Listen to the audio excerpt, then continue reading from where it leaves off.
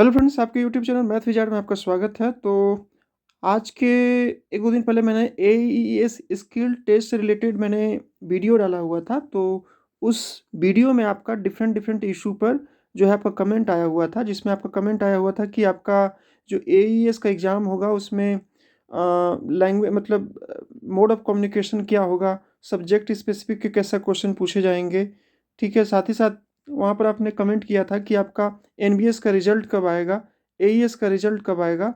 साथ ही साथ आपने ये भी क्वेश्चन पूछा था कि पीआरटी का एग्ज़ाम कब होगा, ठीक है? और पीआरटी का एग्ज़ाम कब होगा? तो इस वीडियो में मैं आपको जो है उन्हीं सब सारे क्वेश्चन का जवाब जो है इस वीडियो के माध्यम से मैं आपको दूँगा, क्योंकि कमेंट बॉक्स में टाइप करके सारी चीज़ों का रिप्लाई करना क्या होता है, थोड़ा-सा मुश्किल होता है। तो चलिए आप इस वीडियो को जो है शुरू से लेकर के लास्ट तक देखिए, ताकि आपका कोई भी कन्फ्यूज़न ना रहे और आपका सारा डाउट जो है क्लियर हो जाए।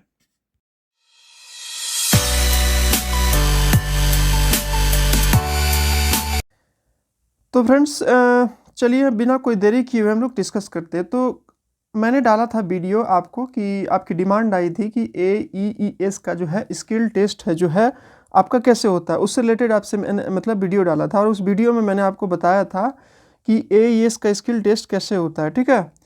तो उसमें एक कमेंट आया, उसमें किसी फ्रेंड्स का एक कमेंट आया हुआ था कि आखिर आपका जो वो उन्होंने क्वेश्चन किया कि अगर इस इंग्लिश लैंग्वेज इंग्लिश सब्जेक्ट है उनका, तो उनका ये टेस्ट कैसे होगा? तो देखिए फ्रेंड्स, पहली बात देखिए, पहली एईएस जो स्कूल है आपका, वो क्या आपका एईएस स्कूल जो है वो आपका है ये साइंटिस्ट का।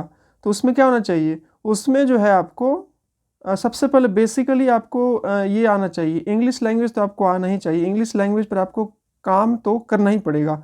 अगर आप इंग्लिश लैंग्वेज पर काम नहीं करिएगा तो थोड़ा प्रॉब्लम हो सकता है, इसलिए आपको जो है इंग्लिश लैंग्वेज पर आपको काम करना होगा। और दूसरी बात, वहाँ पर आपसे सब्जेक्टिव पूछेंगे, मतलब आपको तो इंग्लिश कम्युनिकेशन पर आना ही चाहिए, साथ ही साथ आपका जो सब्जेक्ट बिलोंग करता है, जैसे कि अगर आप हिंदी से बिलोंग करते हैं, आप इंग्लिश से बिलोंग करते हैं, आप मैथ से बिलोंग करते हैं, तो आपको क्वेश्चन वहाँ पर जो है आपके सब्जेक्ट स्पेसिफिक से पूछा जाएगा। आपका टीजीटी और पीजीटी में मतलब अगर आप वहाँ पर अपीयर करिएगा इंटरव्यू में, तो आपको मतलब मीडियम ऑफ कम्युनिकेशन क्या रहेगा, इंग्लिश रहेगा। मीडियम ऑफ कम्युनिकेशन जो रहेगा वो क्या रहेगा आपका, इंग्लिश रहेगा। और वो इंग्लिश रहेगा और फिर वहाँ जो आपसे क्वेश्चन पूछा जाएगा, वो जो क्वेश्चन होगा वो क्वेश्चन आपका सब्जेक्ट स्पेसिफिक से होगा। किससे होगा आपका, वो क्वेश्चन आपका सब्जेक्ट स्पेसिफिक से होगा। जैसे आपने हिंदी में है, हिंदी आपका सब्जेक्ट है तो आपका हिंदी में होगा, इंग्लिश आपका सब्जेक्ट है तो इंग्लिश में होगा, मैथ सब्जेक्ट है तो आपका मैथ में होगा, फिजिक्स आपका सब्जेक्ट है तो फिजिक्स से आपसे क्वेश्चन पूछा जाएगा। ये बात हो गई। उसके बाद जो है आपका और ये मैंने आपको पहले ही बता दिया कि आपका जो क्वेश्चन पूछने का जो तरीका रहेगा वो क्या रहेगा, आपका कम्युनिकेशन मतलब बात करने का जो तरीका रहेगा इंटरव्यू में, वो आपका इंग्लिश का रहेगा। बाकी क्वेश्चन आपका सब्जेक्ट स्पेसिफिक से पूछा जाएगा, जिस सब्जेक्ट से भी आप जो है वो क्या करते हैं, बिलोंग करते हैं। ठीक है, समझ में आई बात? जैसे कि मैं एक एग्जांपल देता हूँ, जैसे कि मान लीजिए मेरा सब्जेक्ट मैथ्स है, ठीक है? तो मैथ से जो क्वेश्चन मेरे से मतलब मेरे से जो बातचीत करने का जो तरीका रहेगा वो किससे रहेगा, वो रहेगा मेरा इंग्लिश कम्युनिकेशन रहेगा। जैसे पूछेगा कि what is triangle, what is the formula of that, what is the formula of this, tell me the what is algebra. मतलब उन वे मेरे से क्वेश्चन पूछेंगे इंग्लिश लैंग्वेज में, हिंदी में नहीं पूछेंगे कि द्विघाती समीकरण क्या होता है, त्रिभुज क्या होता है, वो ऐसे नहीं पूछेंगे। वो मेरे से इंग्लिश में क्वेश्चन पूछेंगे और मेरे को उसका जवाब इंग्लिश में ही देना पड़ेगा। और जो मेरा क्वेश्चन होगा, जैसे मेरे से वो जो क्वेश्चन करेंगे, मान लीजिए मैं अगर अपीयर करता हूँ या मेरे जगह पर कोई और अपीयर करता है ये मैथमेटिक्स सब्जेक्ट पर, तो मैथमेटिक्स सब्जेक्ट से रिलेटेड वो क्वेश्चन पूछेंगे, और मीडियम ऑफ जो कम्युनिकेशन होगा, बातचीत करने का तरीका, वो आपका इंग्लिश होगा। ठीक है, ये बात हो गई। आई होप कि ये आपको बात जो मैं समझाने, तो उसी तरह से उन भाई साहब का इंग्लिश में था, तो आपको तो इंग्लिश में इंग्लिश का कम्युनिकेशन होना चाहिए, मतलब वो आपसे इंग्लिश में बातचीत करेंगे ही, लेकिन साथ ही साथ जो है आपको वो ये साथ ही साथ आपको जो है इंग्लिश से रिलेटेड आपसे क्वेश्चन पूछेंगे, आपसे जो है इंग्लिश से रिलेटेड क्वेश्चन पूछेंगे कि आपका इंग्लिश का मतलब इंग्लिश आपका मतलब इंग्लिश से सब्जेक्ट से आपको क्वेश्चन पूछेंगे, जो आपका इंग्लिश सब्जेक्ट स्पेसिफिक है उससे, और बाकी इंटरव्यू का जो मोड रहेगा वो आपका इंग्लिश में रहेगा, मोड ऑफ कम्युनिकेशन रहेगा। ये होगी बात।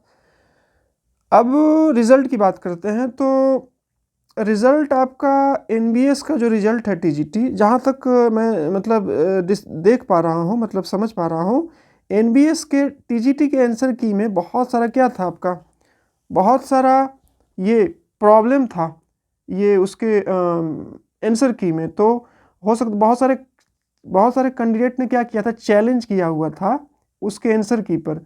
ठीक है, तो हो सकता है कि आपको ऑलरेडी आपका पीजीटी का एग्ज़ाम जो है आपका लेट से हुआ था, और टीजीटी का एग्ज़ाम पहले ही हो गया था, लेकिन पीजीटी का रिज़ल्ट पहले आ गया, इसका एग्ज़ाम भी बाद में हुआ था। ठीक है, तो ये कारण हो सकता है कि उनका जो ये आंसर की का जो इशू है, उसके कारण से आपको थोड़ा सा डिले देखने को मिल रहा है एनबीएस के टीजीटी एग्ज़ाम के रिज़ल्ट में, रिटन एग्ज़ाम के रिज़ल्ट में। तो वो भी आपको जो है वो कुछ बस 5-10 दिनों के अंदर, ज़्यादा से ज़्यादा 5-10 दिनों के अंदर आपको देखने को मिल जाएगा। और साथ ही अगर बहुत ज़्यादा डिले होगा तो आपको इस मंथ के लास्ट तक मतलब जनवरी के लास्ट तक आपको देखने को आराम से मिल जाएगा। आपको बहुत जल्द आपको मिलेगा, ज़्यादा परेशान होने की ज़रूरत नहीं है, बहुत जल्द आपको रिजल्ट देखने को मिलेगा।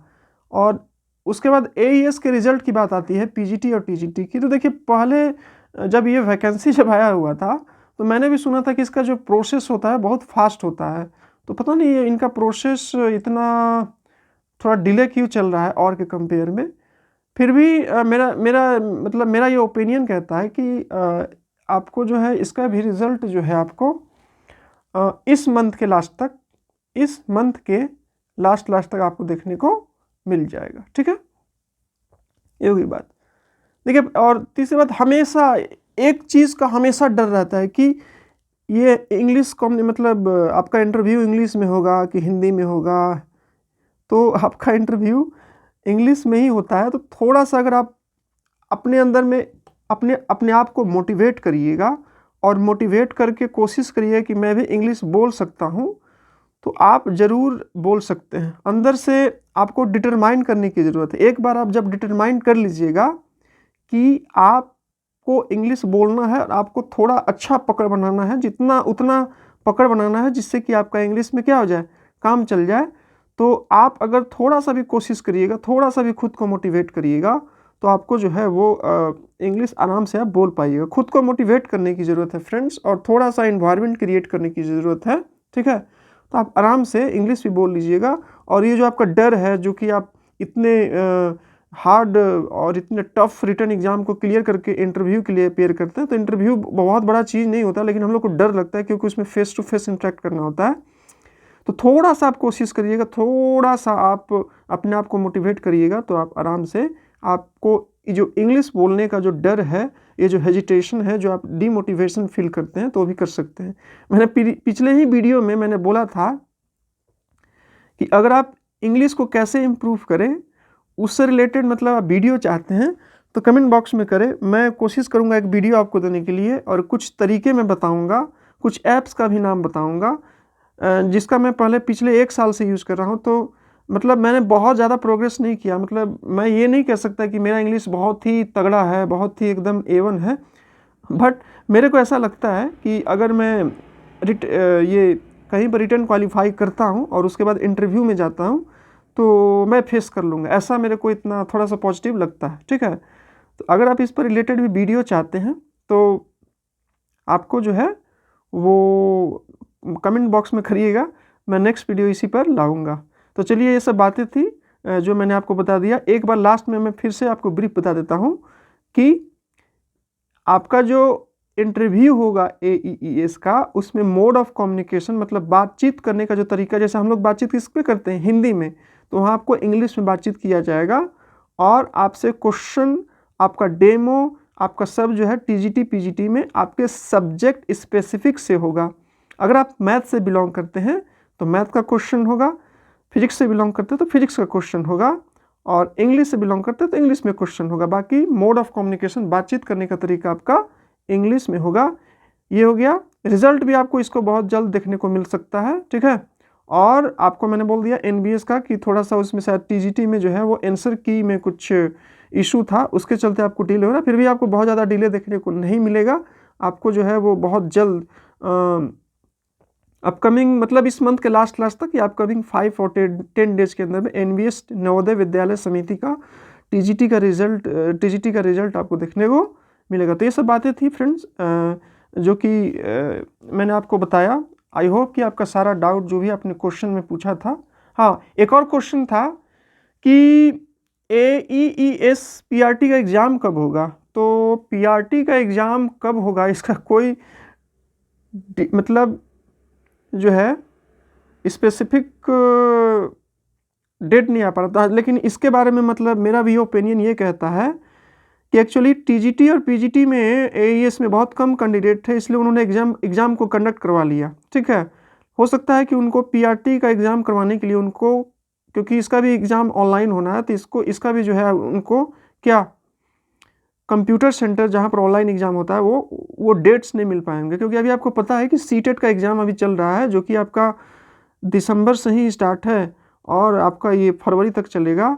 तो मेरे ख्याल से जैसे ही आपका CTET का एग्ज़ाम ओवर होगा और भी कुछ जो आपका SSC का एग्ज़ाम शायद चल रहा है वो भी ओवर होगा, तो आपको जो है वो ये KBS का भी आपको ये एग्ज़ाम डेट्स आपको देखने को मिलेगा और साथ ही साथ आपको AES का भी। तो मेरे ख्याल से आपको नेक्स्ट मंथ फरवरी में आपको पता चल जाएगा कि AEES का PRT का एग्ज़ाम कब होगा, जैसे ही, क्योंकि वो वहाँ के मैनेजमेंट, AES के मैनेजमेंट बात कर रहे होंगे कंप्यूटर सेंटर से, जैसे ही वहाँ से वो डेट एक डिसाइड होगा वैसे ही जो है आपको अपडेट करेंगे।